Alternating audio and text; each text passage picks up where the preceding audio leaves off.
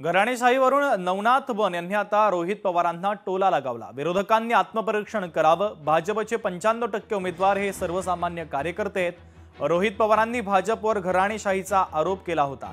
खरी घराणेशाही काँग्रेस आणि पवारांच्या राष्ट्रवादीत आहे। नवनाथ बन यांनी आता रोहित पवारांना खडे बोल सुनावलेले आहेत।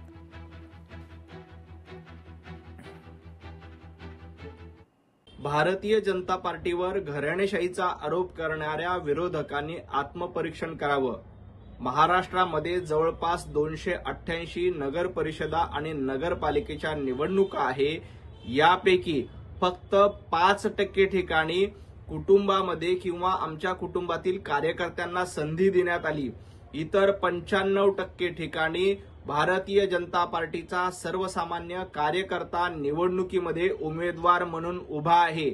खऱ्या अर्थाने घराणेशाही कोणाची असेल तर ती काँग्रेसची आहे आणि सर्वसामान्य कार्यकर्त्यांचा पक्ष भारतीय जनता पार्टी आहे। फक्त 5% ठिकाणी आमच्या कुटुंबातील जे कार्यकर्ते आहेत त्यांना संधी देण्यात आली आहे। त्यामुळे विरोधकांनी विनाकारण आरोप करू नयेत। लोकशाही मराठी ऐका, पहा, जागरूक रहा।